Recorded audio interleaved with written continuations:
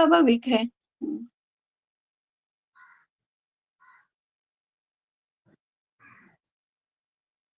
हमने एक बार चर्चा भी की थी, धर्म के अधिष्ठान में ही काम को और अर्थ को देखना। हाँ, ठीक है, ठीक है। हाँ। हाँ, तीसरा मुद्दा मेरे हिसाब से, और आप भी स्मरण करके देखिए, सारे रचना का केंद्र कुटुंब है, इसलिए कुटुंब को केंद्रवर्ती रचना बनाकर विकास की सारी संकल्पनाओं को प्रस्तुत करना। व्यावहारिक धरातल पर रचना कैसे होगी, तो कुटुंब भावना और कुटुंब व्यवस्था को केंद्र में रखकर, उसके अधिष्ठान पर। कुटुंब में भी हमने कहा था महिला विमर्श ज्यादा।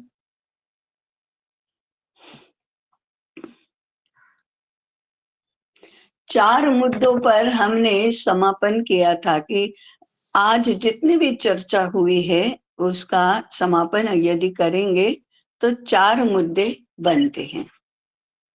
ये चौथा मुद्दा कौन सा था?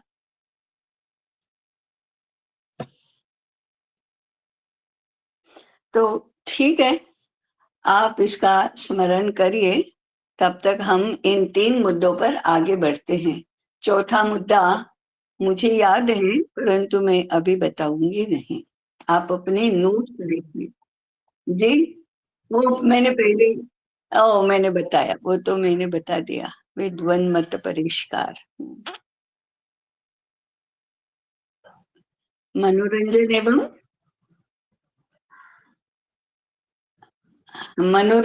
एवं आपने और 2 शब्द बोले ना?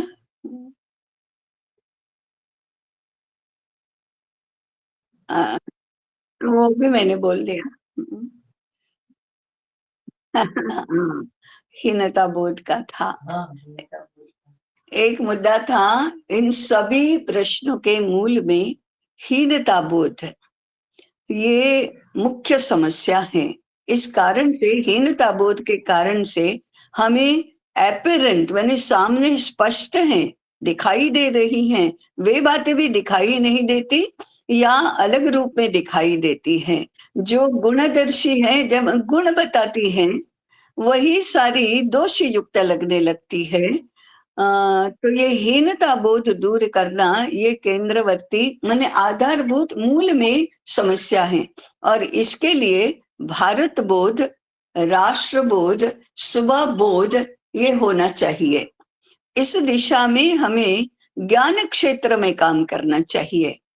जैसे लोकमत परिष्कार में भावना प्रधानता होती है, हमें विद्वन मत परिष्कार में ज्ञान प्रधानता अथवा बुद्धि प्रधानता होनी चाहिए। तो हम जब भारत बोध, राष्ट्र बोध, स्वबोध इसकी बात करेंगे, तब वह ज्ञानात्मक मूल रूप में होगा। उसके साथ जुड़ा हुआ भावनात्मक या कृत्यात्मक ऐसा होगा।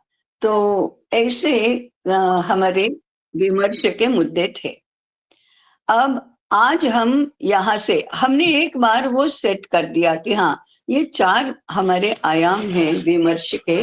तो अब इसमें कैसे आगे बढ़ेंगे, कैसे आगे बढ़ेंगे माने एक एक मुद्दा लेकर, या विद्वन मत परिष्कार हैं, या धर्म आधारित या धर्म केंद्री शिक्षा व्यवस्था है, अथवा धर्म केंद्री जीवन रचना है। तीसरा, कुटुंब को केंद्र बनाना है, और चौथा, हीनता बोध दूर करना है अथवा स्वबोध प्राप्त करना है। इस दिशा में कैसे आगे बढ़ेंगे, इन चारों का एक दूसरे के साथ समायोजन हो सकता है क्या, और फिर हमारे मुद्दे तय हो सकते हैं क्या, क्योंकि हमें मुद्दों पर ही आगे बढ़ना होगा। तो इन मुद्दों में चारों बातें एक साथ आ जाए, ऐसा हो सकता है क्या, या चारों बातें एक दूसरे के समानांतर चले, ऐसा हो सकता है क्या, या एक के बाद एक हम लें, ऐसा हो सकता है क्या। 3 प्रकार मैंने बताए, ऐसे मुद्दे लें। पहला, ऐसे मुद्दे लें जिनमें चारों बातों का एक साथ समायोजन हो जाए। दूसरा, चारों बातें भले ही स्वतंत्र रहे परंतु समानांतर चले, माने एक साथ चले। और तीसरा, एक के बाद एक चले। 3 में हम क्या कर सकते हैं, कैसे करना चाहिए, इसके ऊपर जरा विचार करिए।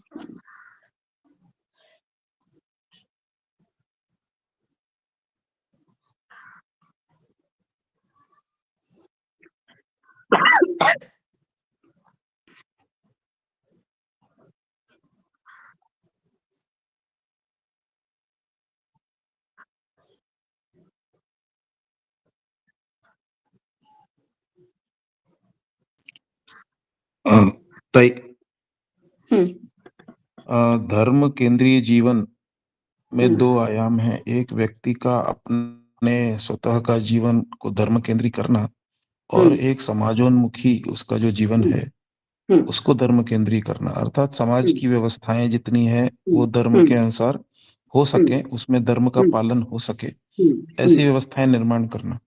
हम्म, स व्यक्ति का जीवन धर्म केंद्री हो, हम्म, तो उसकी शिक्षा में ही उसकी सारी जीवन की सारे आयामों को धर्म केंद्री कैसे बनाया जा सके, सुबह हम्म, उठने से लेकर रात में सोने तक सारी ही कार्य हम्म, धर्म केंद्री कैसे हो सके, हम्म, इसकी तो शिक्षा में ही व्यवस्था की जा सकती है। हम्म, इसके अतिरिक्त तो कोई वही शिक्षा ही है, क्योंकि शिक्षा धर्म सिखाती है, इसलिए हम्म, तो वो तो हम्म, शिक्षा व्यवस्था में धर्म सिखाने की व्यवस्था करनी हम्म, होगी। अ, हम्म, बात दूसरी बात है, जो समाजोन्मुखी व्यवस्थाएं हैं उसमें से धर्म सीख सके, उसमें धर्म का पालन कर सकें, ऐसी हम्म, व्यवस्थाओं का निर्माण करना होगा। हम्म, और आज समाज में जो व्यवस्थाएं चल रही हैं, वो हम्म, सभी ही धर्म के विरोधी ही कह सकते हैं आज हम्म, की डेट में। तो हम्म, हम्म, ऐसी व्यवस्थाओं का निर्माण करने का प्रतिमान बना के हम्म, उनको कैसे समाज में प्रतिष्ठित किया जा सके, एक ये कार्य कर सकते हैं। हम्म, अ, और दूसरा व्यक्ति का, लेकिन जैसे हम कहते हैं कि समाज का निर्माण करने के लिए ही व्यक्ति का निर्माण करना शिक्षा का दायित्व है, इसलिए हमको समाज की व्यवस्थाओं का निर्माण करने जाएंगे और वो निर्माण करने वाले व्यक्ति को धर्म नहीं मालूम है, तो वो व्यवस्थाएं वैसे भी नहीं बनेंगी और चलेंगी भी नहीं। तो इसलिए मुझे ऐसा लगता है कि कहीं न कहीं हमारा जो मुख्य मुद्दा हमेशा रहा है कि शिक्षा को ठीक करो, तो समाज ठीक हो जाएगा। तो उस कारण से हमें शिक्षा की सारे प्रतिमानों में धर्म किस प्रकार से होता है जीवन के सभी आयामों में, उसको लागू करने की कुछ व्यवस्था देखनी चाहिए। एक तो ये एस्पेक्ट हुआ। दूसरा, कुटुंब सारी रचनाओं में कुटुंब का हो, तो सभी रचनाएँ तो शिक्षा से जुड़ी हुई सभी रचनाएँ कुटुंब की हों, तो वो स्वाभाविक रूप से वो रचनाएँ सबको समझ में आएँगी। क्योंकि बाकी व्यवस्थाओं के साथ-साथ ही रचनाएँ होंगी, क्योंकि सब आपस में जुड़ी हुई हैं।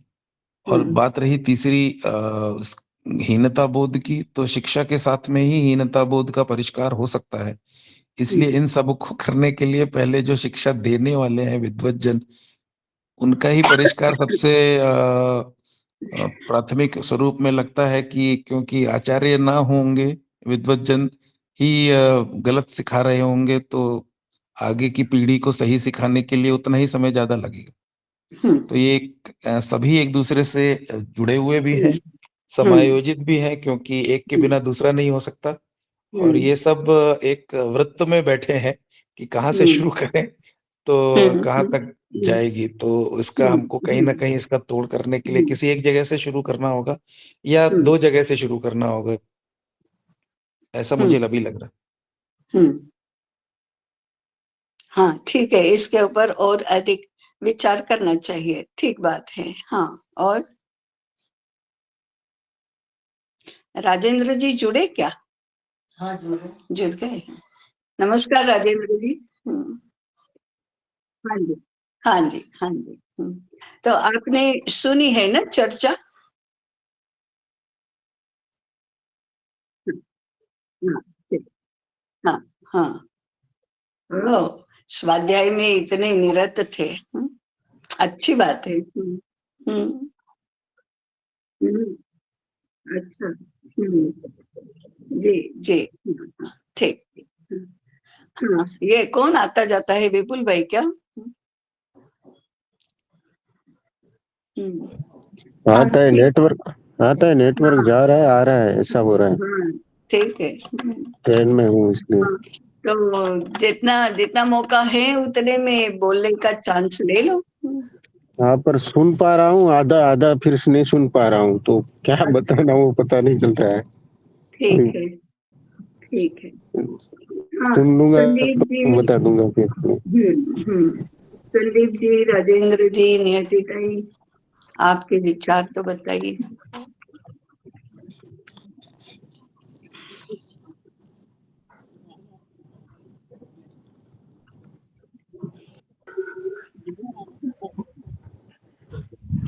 धर्म के अधिष्ठान में ही सारी व्यवस्थाओं को देखना, निर्माण करना, ये तो कई स्पष्ट है ही। और इसको शिक्षा के माध्यम से कैसे कैसे इन व्यवस्थाओं को देखना, और साथ में ही इनके केंद्र में भारत को रखते हुए सारी व्यवस्थाओं का निर्माण भी हो गया। और जो योजना क्रियान्वयन की बने, व्यवहार पक्ष जो है उसका, और वर्तमान परिस्थितियों में इसको किस किस प्रकार के चरण हो सकते हैं उसके परिप्रेक्ष्य में सोचते हुए, और हमारी जो क्षमता है उसके अनुरूप कार्य करते हुए हम क्या कर सकते हैं, ऐसा समझ में आता है, ऐसा करना है, ये तो स्पष्टता होती है।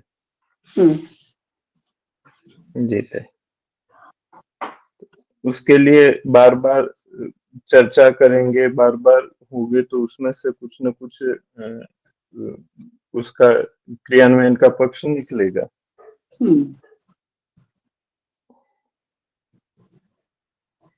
जी तय। मेरी ओर से एक बार इस पक्ष पे तो इतना ही है।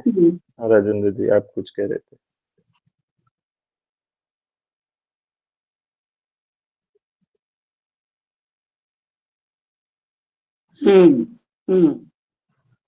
हीनता बोध से मुक्ति।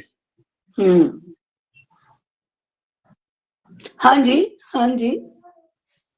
लोकमत परिष्कार के स्थान पर विद्वन मत परिष्कार, ये हमारी समझो स्ट्रेटजी है कि विद्वन मत परिष्कार करना। उसके ऊपर जैसे हम लोकमत परिष्कार करते हैं, तो उदाहरण के लिए हमारे ज्ञान के स्रोत दो प्रकार के हैं। एक है वेद और दूसरे है पुराण। वेद और पुराण दोनों में एक ही बात कही गई है, परंतु पुराण लोकमत परिष्कार के लिए हैं, वेद विद्वन मत परिष्कार के लिए हैं। एक शास्त्र है, दूसरा लोक है। वेद और लोक, इसका अर्थ है विद्वान और सामान्य जन, जिसको हम कहते हैं विद्वत जन और सामान्य जन। तो सामान्य जन के लिए पुराण है, और शास्त्र जानने वाले के लिए या शास्त्र का अध्ययन करने वाले के लिए वेद हैं। तो हम पुराण पर अवलंबन करेंगे, पुराणों के क्षेत्र में जाएंगे।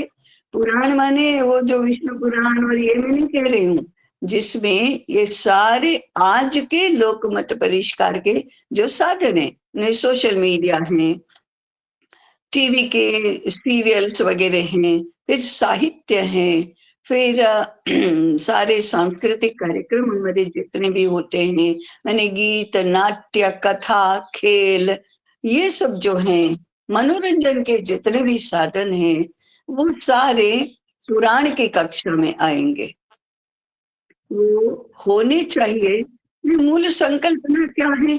पुराण भी ज्ञान देने वाले हैं, पुराण भी संस्कार देने वाले हैं, पुराण भी अपने जीवन को परिष्कृत करने के लिए हैं, पुराण भी धर्म के मार्ग पर चलो ये बताने के लिए हैं, परंतु वे कथा के रूप में बता रहे हैं, परंतु वे नाटक के रूप में बता रहे हैं, वे गीत के रूप में बता रहे हैं। खेलों का आयोजन ऐसे होता है, व्रत पर्व उत्सव आदि का आयोजन उस दृष्टि से होता है, हमारा खान पान वस्त्र परिधान सारा उस दृष्टि से होता है।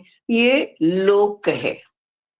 तो पुराण संज्ञा से ये समझ में आता है, और वेद संज्ञा से शास्त्र समझ में आता है, रिसर्च समझ में आता है, नए शास्त्र की रचना समझ में आती है, शास्त्रों का अध्ययन और अध्यापन समझ में आता है, सिद्धांत प्रतिपादन ये समझ में आता है, मूल तत्व को स्पष्ट करना ये समझ में आता है। तो ये वेद है और ये लोक है।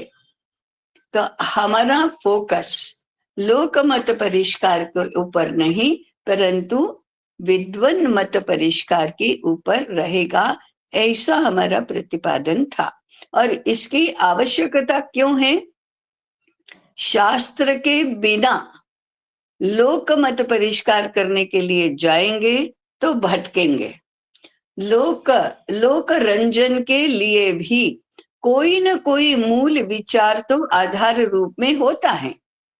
उदाहरण के लिए हरिश्चंद्र की कथा, उसका है तो सारा मनोरंजक,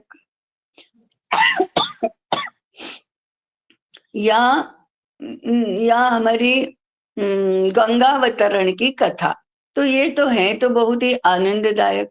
या हमारे जो नाटक है अभिज्ञान शाकुंतलम, या भारत की सभी भाषाओं में लिखे गए गीत काव्य आदि सारे जो हैं वो है तो मनोरंजक, परंतु उनका आधार मूल कोई ना कोई जीवन विचार है, वही रिफ्लेक्ट होता है कथा में, कहानी में आदि में। ये तो बाय डिफॉल्ट होता है। अब आज अगर हम सीरियल्स देखते हैं, आज के हम मनोरंजन के सारे माध्यम देखते हैं, तो उनके मूल में भी विचार तो रहता ही है। आज के एडवर्टाइजमेंट्स देखते हैं तो उनके मूल में भी विचार तो रहता है। वह विचार है अर्थ केंद्री काम केंद्री जीवन दृष्टि। वो कब हो गया इसका कहानी बताने वाले को या कहानी सुनने वाले को पता नहीं है, परंतु जो विश्लेषण करता है उसको समझ में आता है कि इसका अधिष्ठान बदल गया है। मनोरंजन तो वो करता ही है, पर उसमें भी कौशल तो लगता ही है, उसमें भी शिक्षा तो लगती ही है, परंतु उसका अधिष्ठान बदल गया है। तो भारतीय जीवन विचार का अधिष्ठान लेकर जो साहित्य का निर्माण होता है या मनोरंजन के सारे माध्यमों का निर्माण होता है, वो अलग प्रकार का होता है। और भारतीय अर्थ केंद्री काम केंद्री जीवन दृष्टि को लेकर जो होता है वो आज जो दिखाई देता है उस प्रकार का होता है। तात्पर्य क्या है? लोक रंजन अथवा लोक मत परिष्कार या लोक शिक्षा शास्त्र शिक्षा के आधार के बिना हो नहीं सकती। आज लोक शिक्षा हो रही है, परंतु उसका आधार भारतीय शास्त्र नहीं है। कोई न कोई शास्त्र तो है ही। व्यापार का अधिष्ठान जो है वो एडम स्मिथ का, कार्ल मार्क्स का, कम्युनिस्ट अर्थशास्त्र तो है ही, शास्त्र ही उसके आधार में है, केवल वो भारतीय शास्त्र नहीं है। तो अब हमको टीवी सीरियलों पर और सोशल मीडिया में जितना भी प्रस्तुत होता है उसके ऊपर हम यदि करते जाएंगे तो एक नहीं तो दूसरा, दूसरा नहीं तो तीसरा प्रकार तो वही आएगा। जब तक हम शास्त्र नहीं बदलते, अधिष्ठान नहीं बदलते, तब तक वो तो होगा ही, वैसा ही होगा। एक के स्थान पर दूसरा करो, उसका आधार नहीं बदलता। इसलिए आधार बदलने की आवश्यकता है, माध्यम नहीं। ये लोक रंजन के सारे माध्यम हैं, वो तो अच्छे ही है ना। देखने में आनंद आता है, पढ़ने में आनंद आता है, सुनने में आनंद आता है, करने में आनंद आता है, व्यवस्था बिठाने में आनंद आता है, उसमें लाभ दिखता है, उसमें हमारा सुख दिखता है, तो वो तो सब वैसा का वैसा ही है। गीत के भाव और शब्द बदलो तो उसके लिए आधार बदलो, अधिष्ठान बदलो, इसकी आवश्यकता है।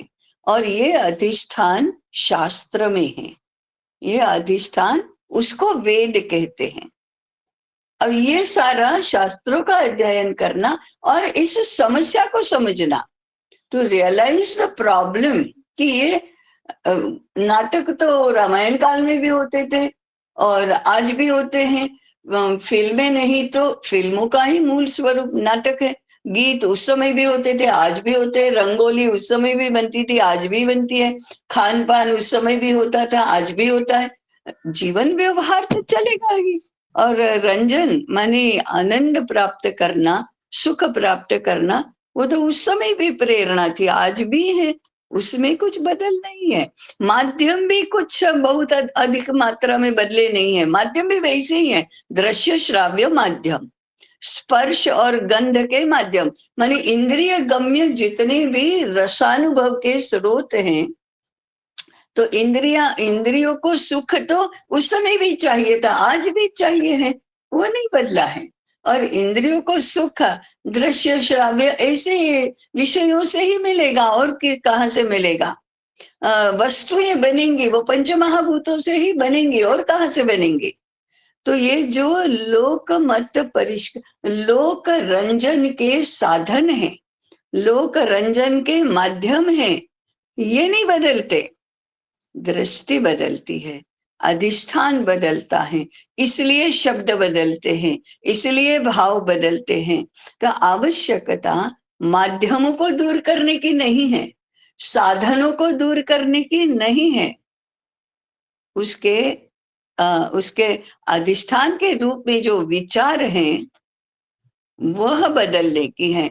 वहां से अपने मूल भारतीय अधिष्ठान से वे च्युत हो गए हैं, इसलिए ऐसी अभिव्यक्ति हो रही है। तो हमारा फोकस उस मूल अधिष्ठान पर बनना चाहिए। एडवर्टाइजमेंट ऐसी नहीं ऐसी होनी चाहिए, क्या फर्क है यदि अधिष्ठान नहीं बदला तो? एक नहीं तो दूसरा, दूसरा नहीं तो तीसरा। एडवर्टाइजमेंट इस प्रकार से प्रचार नहीं करेंगे क्या? प्रचार तो उस समय भी था, आज भी है, प्रसार उस समय भी था, आज भी है, लोगों को समझाना उस समय भी था, आज भी है, लोक मत रंजन करना उस समय था, आज भी है। तो ये मैं जो बार बार, ये तीसरी बार वो जो कह रही हूं मैं, साधन और माध्यम ये तो वही रहेंगे। आनंद और रस प्राप्त करने की प्रवृत्ति तो वैसी ही रहेगी। किसको सुख नहीं चाहिए और क्यों नहीं चाहिए? किसको आनंद नहीं चाहिए? सबको चाहिए। किसको नहीं चाहिए? सबको चाहिए। जीवन सरस बनना ही चाहिए, जीवन सुखमय होना ही चाहिए। वैभव क्यों नहीं चाहिए? चाहिए। समृद्धि क्यों नहीं चाहिए? चाहिए। तो इसमें फर्क नहीं पड़ता है, अधिष्ठान में फर्क पड़ता है। इसलिए विद्वान नमस्कार पर या शास्त्र के अध्ययन पर या शास्त्र निरूपण पर, शास्त्र प्रस्तुति पर अधिक ध्यान देने की आज आवश्यकता है।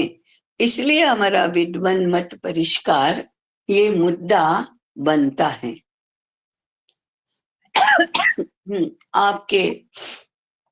आपके प्रतिभाव।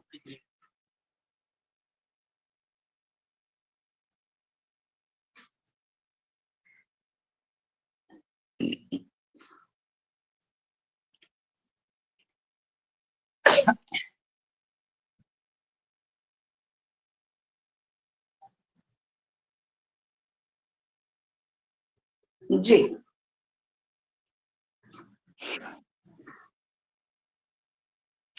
तो ये बात तो ठीक है। अभी जैसे तुषार भाई ने कहा था ना, सारा वृत्त है, कहीं से भी शुरू करो, सब एक साथ आ ही जाएगा। बस केवल इतना है कि हमारा न्यूक्लियस क्या रहेगा, उसके साथ सब जोड़ो, उसके साथ सब समायोजित करो। उसी के साथ में सब जुड़ा रहेगा। तो न्यूक्लियस कौन सा बनाएंगे? रचना का बनाएंगे, विचार का बनाएंगे या पद्धति का बनाएंगे? वो भी थोड़ा विचारणीय विषय है कि कैसे हम आगे बढ़ेंगे। विचार बनाना। नियति राय का कहना है विचार को न्यूक्लियस बनाए।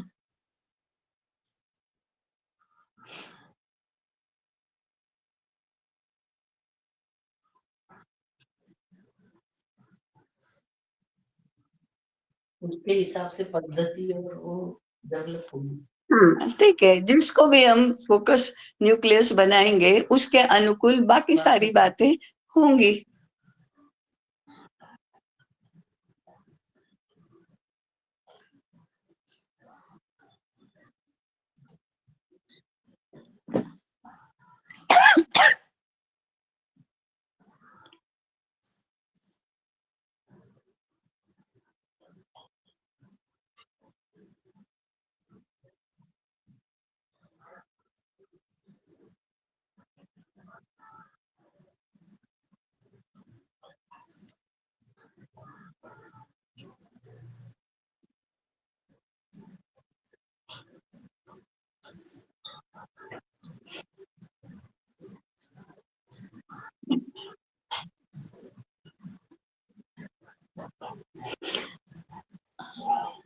क्षमताओं के अनुसार या व्यवहार पक्ष इसका जैसा है, तो न्यूक्लियस से हम कितना क्षेत्र चल पा रहे हैं उतना बड़ा वृत्त होता जाएगा हमारा न्यूक्लियस के साथ। तो प्रभाव क्षेत्र कह सकते हैं या कार्य क्षेत्र जो है वो उसके अनुसार बढ़ता जाएगा और सारे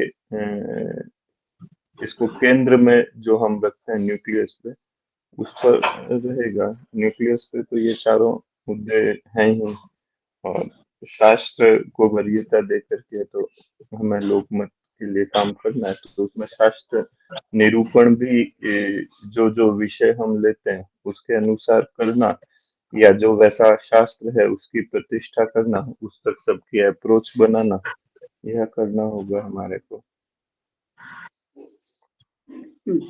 विचार से मेरा बाकी मतलब है तत्व। विद्वानों का मत परिष्कार भी होगा तो उसी के माध्यम से होगा। हमेशा अब वो शास्त्र के भी जैसा अभी हमने बात की, तो ये शास्त्र भी इन पांचों माध्यम के हो सकते हैं। हर शास्त्र लिखित रूप में हो यह भी आवश्यक नहीं है। हमारा द्रव्य, श्रव्य, रसगंध, इनमें से किसी भी प्रकार के माध्यम हो सकते हैं। वो शास्त्र का प्रतिपादन करने का प्रकार अलग हो सकता है, लेकिन इसके माध्यम से भी, क्योंकि जैसा हमने बात की कि ये सारी चीजें एक दूसरे से पूरी तरीके से जुड़ी हुई है, तो इसका जो पुराण पक्ष है वो इस प्रकार का हम रखें ताकि ये सारे विषय पहुंच पाए जिस स्थान पर या जिस व्यक्ति तक या जिस माध्यम से हम ले जाना चाह रहे हैं। भाई मुझे लगता है कि अगर कहीं से एक न्यूक्लियस बनाना है हमको, और एक बिंदु अगर लेना है, हम दो भी ले सकते हैं लेकिन अगर एक से शुरू करें तो मुझे लगता है विद्वत मत परिष्कार सबसे पहले हमको लेना चाहिए, क्योंकि उससे हमारी क्षमता भी बढ़ेगी और उससे आगे कार्य करने की इफेक्टिवनेस भी बढ़ेगी। क्योंकि जितने भी प्रकार के नरेटिव या जितने भी प्रकार के विचार समाज में जाते हैं वो सभी विचार विद्वत जनों के आधार पर ही जाते हैं। दूसरी बात यह है कि हम कितना भी समाज में लोकमत परिष्कार की शक्ति लगाएंगे, उससे लाख गुनी शक्ति तो दूसरी तरफ कहने वाले लोग हैं। तो पहले तो हमको हमारा जैसे कहते हैं विद्वत रूप में हमें प्रतिष्ठित करना होगा।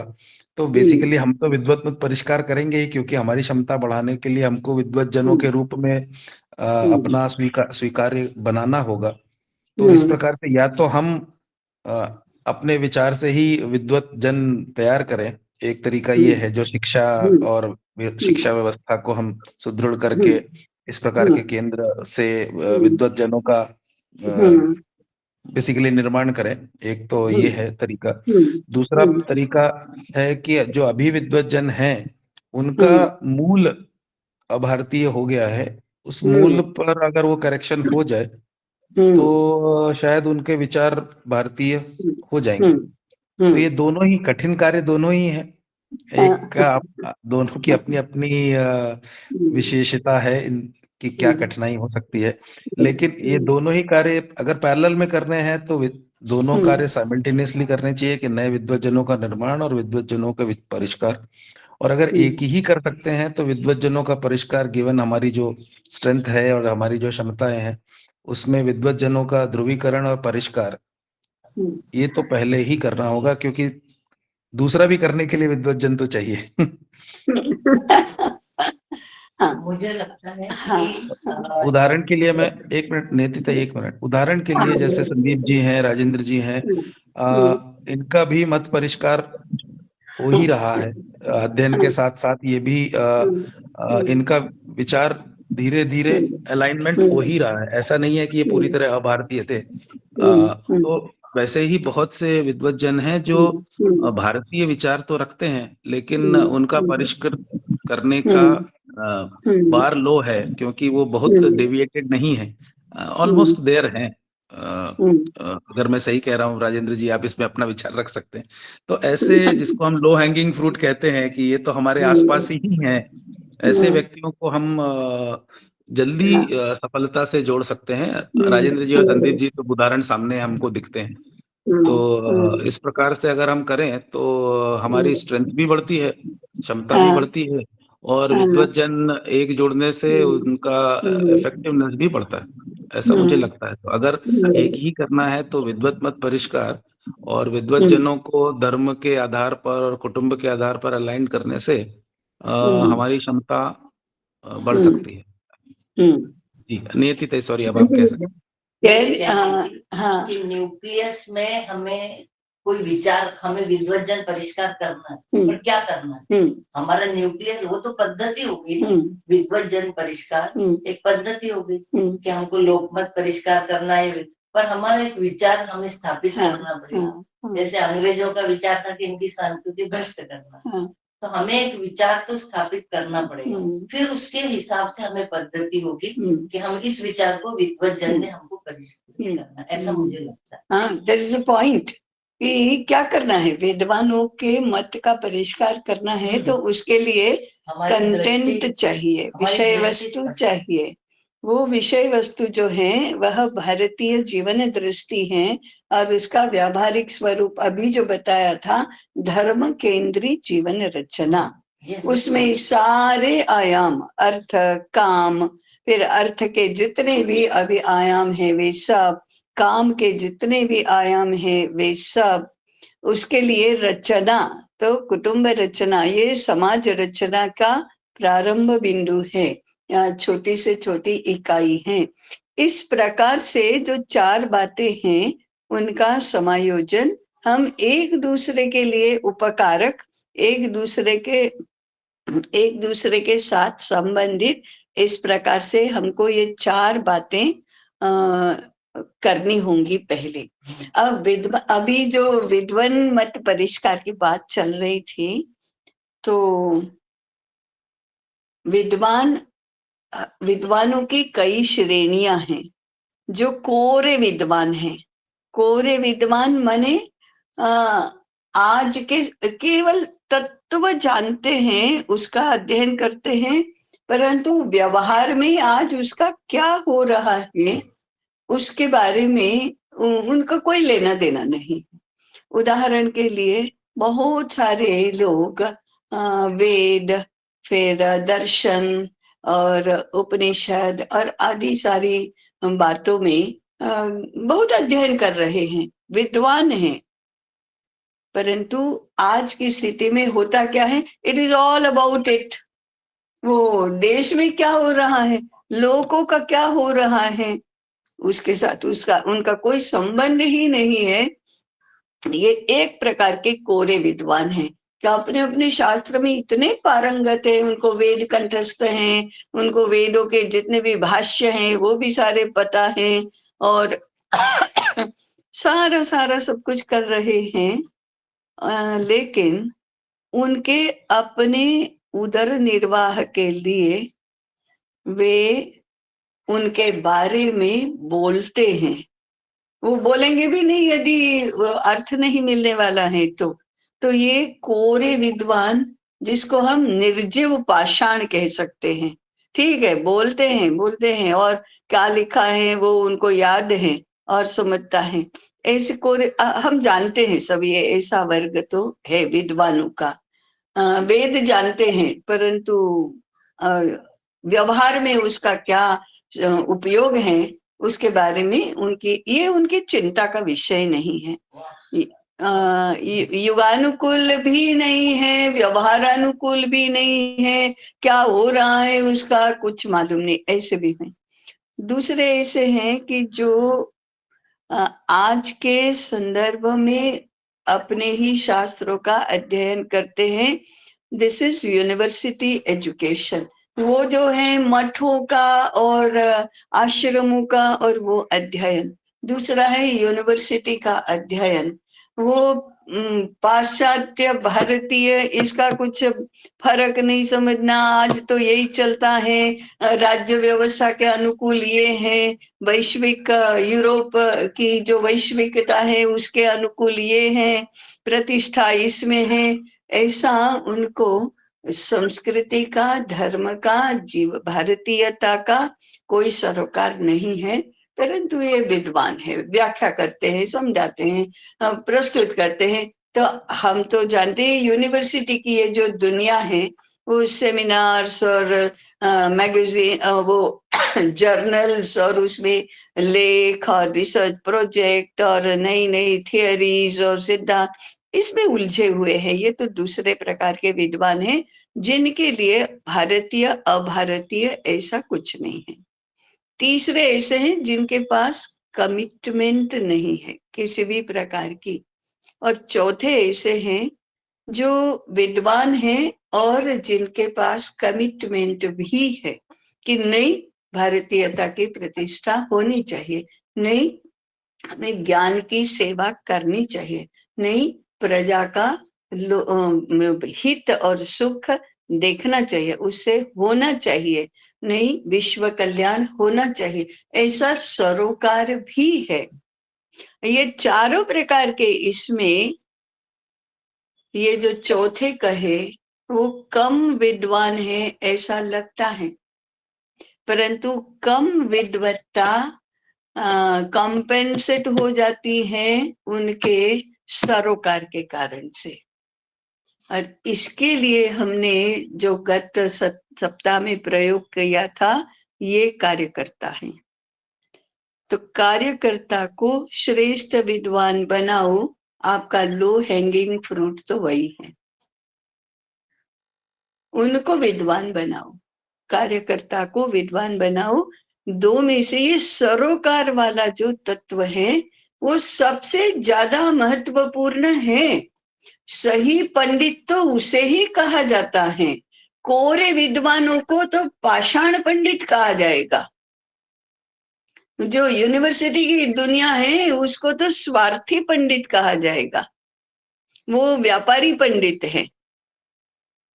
तीसरे पंडित हैं जो ठीक है वो चल रहा है ऐसा, उनको कोई खास पड़ी नहीं है, वो करेंगे, वो ठीक है, सामान्य पंडित है। और ये सबसे ज्यादा उपयोगी पंडित है। भले पंडितत्व उनमें कम होगा तो भी कार्यकर्तृत्व जो है उसी से कुछ बात बनेगी, क्योंकि वही सबसे मूल बात है ना। इसलिए कार्यकर्ता को विद्वान बनाओ, और जो मृदु पंडित है, पाषाण पंडित नहीं मृदु पंडित है, उनको कार्यकर्ता बनाते जाओ। कार्यकर्ता कैसे बनेंगे? सरोकार बनेगा तभी कार्यकर्ता बनेंगे।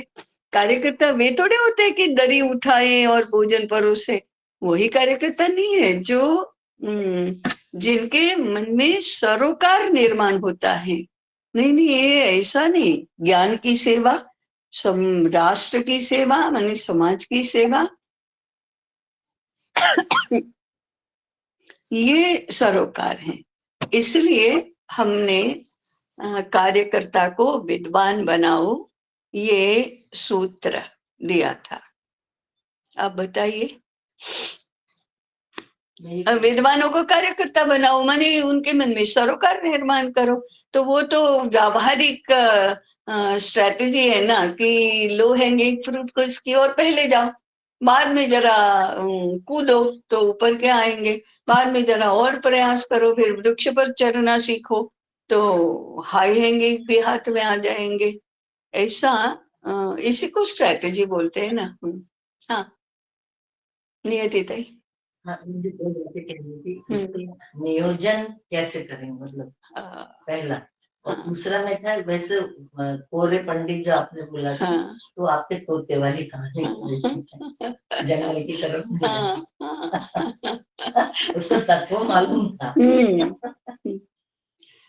हाँ जी, और कोई इस समय क्या हो? हाँ। हम्म हम्म हम्म हम्म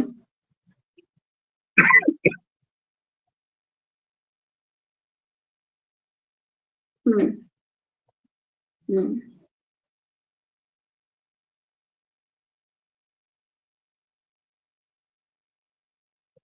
हम्म हम्म हम्म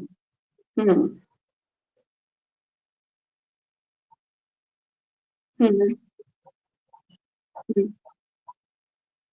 हम्म हम्म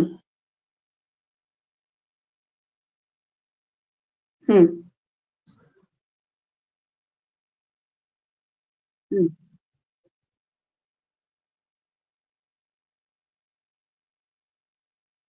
हम्म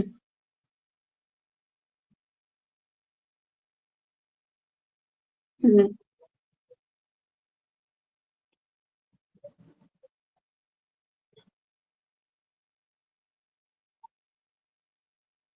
हम्म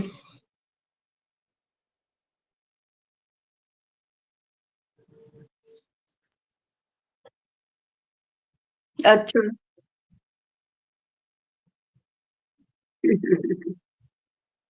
हाँ हाँ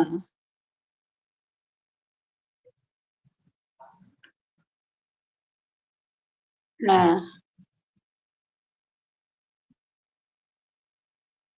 हम्म हम्म हम्म हम्म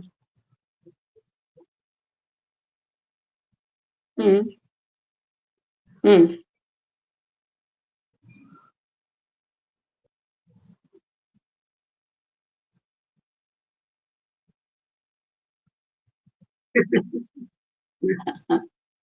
हम्म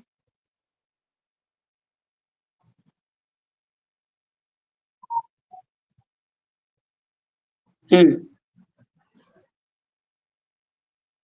हम्म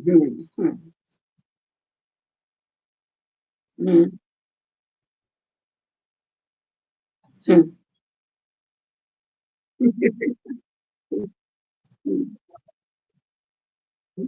हम्म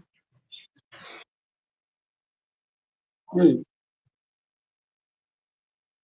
हम्म तो कठोर है वो मृदु हो जाएंगे, होते जाएंगे। हाँ तो माने ये रीत है, ये ऐसे ही आगे बढ़ा जाता है धीरे धीरे करके। हमारी शक्ति भी इसी से बढ़ती है। तो जैसे हमारे विद्वत परिषद में जो विद्वान जुड़े हैं वो सब इधर की ओर उनका मुख है।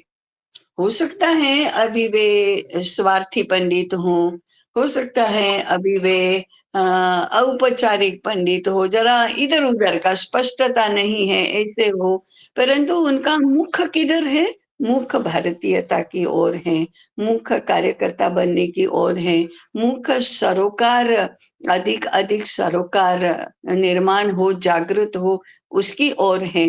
इसलिए वे वहां से हम प्रारंभ कर सकते हैं। परंतु कोर कौन है? इन लोगों में सरोकार निर्माण करना ये किसका काम है? तो सबसे अधिक सरोकार जिनके हृदय में है उनका ये काम बनता है। अब उनका काम बनता है तो उनको सक्षम भी बनना है। किस बात के लिए सक्षम? इन लोगों के साथ इंटरेक्ट करने के लिए सक्षम, इन लोगों को के साथ समान भाषा में बात करने में सक्षम। समान भाषा में हिंदी अंग्रेजी की बात नहीं कर रही हूँ, समान वैचारिक स्तर पर इनके साथ हम आदान प्रदान कर सके, इनके साथ व्यवहार कर सके, इस रूप में सक्षम होना, यही सारी। अब ये बड़ी बात हम करने जा रहे हैं। तो बड़े से बड़ी दीवार बनाना है तो भी चिंता तो एक एक ईंट रखने की ही करनी पड़ती है ना। ईंटें जैसे तैसे रखने से अच्छी दीवार तो नहीं बनती। ईंटें कच्ची पक्की होने से कहीं कहीं तो कच्ची भी रख दो, कहीं पक्की भी रख दो, ऐसा करने से तो नहीं होता।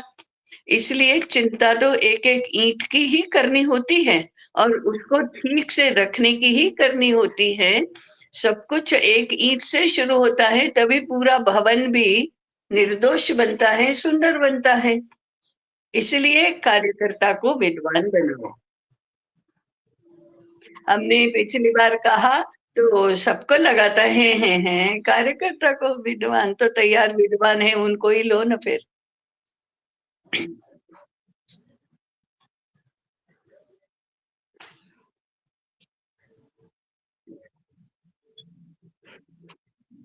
तो ठीक है, समय तो होने को आया है, इन बातों पर जरा और विचार करेंगे। कुटुंब, धर्म, भारतीयता अथवा हीनता बोध माने स्वबोध, भारत बोध और विद्वन्मत परिष्कार, इन 4 मुद्दों पर अभी हम टिके हैं। इन 4 मुद्दों का समायोजन, उसके आधार पर हमारा न्यूक्लियस, उसके आधार पर हमारी प्राथमिकताएं, उसके आधार पर हमारा मार्ग कैसा बनेगा, उसके आधार पर उस मार्ग पर के पड़ाव, उस आधार पर हमारे विद्वन्मत परिष्कार का स्वरूप, ऐसी सारी बातें धीरे धीरे होंगी। तो इस बात पर हम अधिक विचार करेंगे। कोई एक बात कहनी थी। हाँ बताओ। मुझे शंकराचार्य जी का ध्यान में आया। हाँ, शंकराचार्य जी ने प्रारंभ किया था कुछ शिष्यों को अपना, कुछ व्यक्तियों को, सामान्य व्यक्तियों को अपना शिष्य बनाकर उनको विद्वत श्रेणी में शामिल किया था। तोटकाचार्य हैं और उनके जो प्राथमिक शिष्य थे। उसके उपरांत तो उन्होंने विद्वत जनों को अपना शिष्य बनाने का कार्य भी किया। तो हमें एक ही रास्ता कि सिर्फ कार्यकर्ताओं को विद्वान बनाए या सिर्फ विद्वानों को कार्यकर्ता बनाए, ये दोनों में ऐसा इफ आइदर और वाला भाव न रखकर शायद हमें एंड वाला भाव रखना होगा। बिल्कुल ही नहीं, वो दोनों साथ में चलते हैं। आइदर और किसी भी बात में हमारे यहाँ होता नहीं है, हो भी नहीं सकता, होना नहीं चाहिए। तोटकाचार्य भक्ति से और सुरेश्वराचार्य विद्वत्ता से आए थे। वो मंडन मिश्र थे, इनके समकक्ष विद्वान हैं, केवल उनका मत विरोधी है। विद्वत्ता कम नहीं है, विद्वत्ता शंकराचार्य में और मंडन मिश्र में समान है, समान क्षमता वाले, समान स्तर के विद्वान हैं। विद्वान को विद्वत्ता के क्षेत्र में जीतना, तोटकाचार्य भक्त थे। हस्तामलकाचार्य थे और पद्मपादाचार्य थे। पद्मपाद का तो पता है ना हमारा, उन्होंने बस आना था, वो योगी थे। जहां जहां पैर पानी पर चलकर आए तो डूबे नहीं। क्यों? जहां चरण पड़े वहां नीचे आधार देने के लिए कमल खिल गया, उसके ऊपर पैर रख कर आए, नदी पार की, इसलिए पद्मपादाचार्य हुए, वे तो ज्ञान निष्ठा और शंकराचार्य जैसे गुरु के पास जाकर पढ़ना है, इतना एकमात्र विचार और ज्ञान निष्ठा ये रहा, इसलिए वो शिष्य बने। तो विभिन्न मार्गों से जहां है वहां या तो सरोकार निर्माण करो, या विरोध खत्म करो, या भावना से बनो, कैसे भी बना। शंकराचार्य के चारों पट्ट शिष्य जो थे वो चार प्रकार के थे, उनको ही शिष्य बनाया उन्होंने। फिर तो शास्त्रार्थ किया।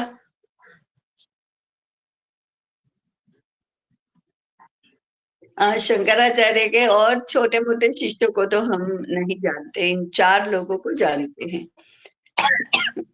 लेकिन चारों शिष्यों का यदि पूर्व जीवन हम देखें तो उसमें ये दिखाई देता है।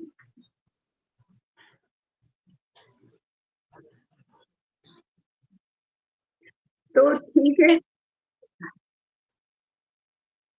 हम्म हम्म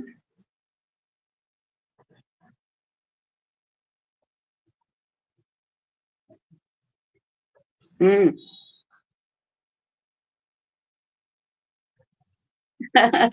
हाँ।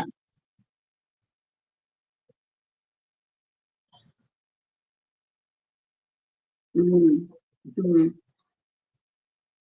हम्म हम्म हम्म हम्म हम्म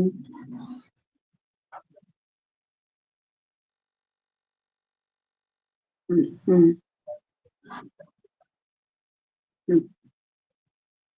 हम्म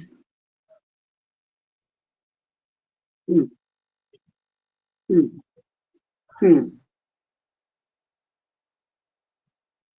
हम्म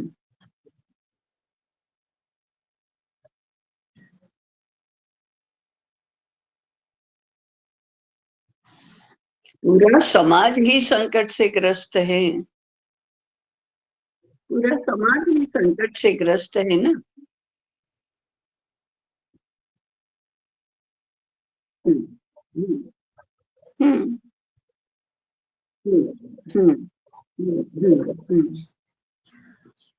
इन सभी बातों के लिए जैसे 36,000 का आपने आंकड़ा बताया, 36,000 तक पहुंचने के लिए हमारे पास लोग चाहिए ना। कौन पहुंचेगा? लोग चाहिए तो फिर कैसे पहुंचना? ये मार्ग भी चाहिए, पद्धति भी चाहिए, उसके पीछे विचार भी चाहिए, ये सब चाहिए। तो ये मार्ग क्रमण कैसे करेंगे और इसकी रचना कैसे होगी? इसलिए हमारा सूत्र क्या है? मूल तक जाओ। ये आत्महत्या की समस्या क्यों निर्माण हुई है? ये तो मनोस्वास्थ्य नहीं है, यही इसका कारण है। अब मनोस्वास्थ्य नहीं है, इसका कारण क्या है? उसका कारण क्या है? फिर उसका कारण क्या है? ऐसे मूल तक जाना, यही विद्वन मत परिष्कार के लिए तो आवश्यक है। तो अध्ययन तो मूल में जाकर करना, यही हमारी पद्धति रहेगी।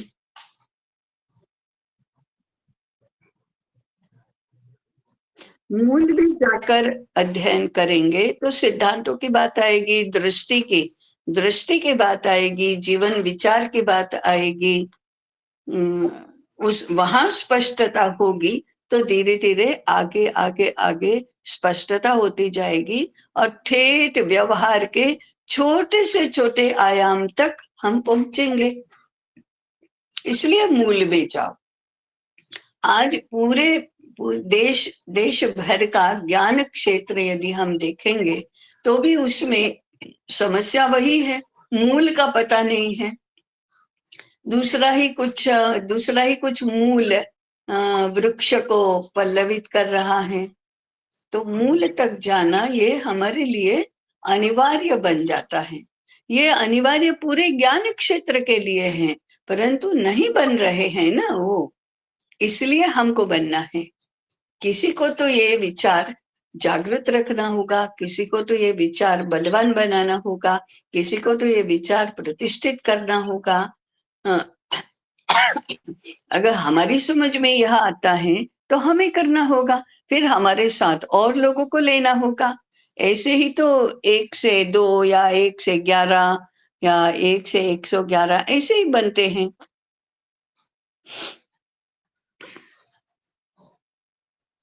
तो ठीक है, आज हम यहीं पर समाप्त करते हैं और अगले गुरुवार को इसी समय मिलेंगे। और आज का जो अंतिम ये है विचार है कि इन चारों बातों पर हम और अधिक विचार करेंगे और कुछ मुद्दों पर आएंगे, अपने अपने तरीके से आएंगे कि हम इन चारों को किस प्रकार से जोड़ना, किस प्रकार से समायोजित करना, और फिर हमारी लाइन ऑफ एक्शन जिसको कहते हैं कि क्रियान्वयन की दिशा और स्वरूप कैसे तय करना। लक्ष्य हमारा है विद्वन मत परिष्कार, ये लक्ष्य है। इस लक्ष्य को प्राप्त करने के लिए फिर आधार है भारतीयता, धर्म, ये सब आधार हैं, इनको लेकर करना। तो हमें स्वरूप और पद्धति दोनों बातों पर विचार करना होगा। मुझे लगता है कि अगले सप्ताह के लिए मैंने स्पष्ट रेखा बनाई है, स्पष्ट विचार रखा है कि हमको करना क्या है। तो ऐसा करके हम आगे बढ़ाएंगे अगले गुरुवार को। यहाँ समाप्त करते हैं। सर्वे भवन्तु सुखिनः, सर्वे सन्तु निरामयाः, सर्वे भद्राणि पश्यन्तु, मा कश्चित् दुःखभाग् भवेत्। ओम शांति शांति शांति। सबको नमस्कार। प्रणाम ताई, नमस्ते। नमस्कार ताई, सबको नमस्कार, राम राम।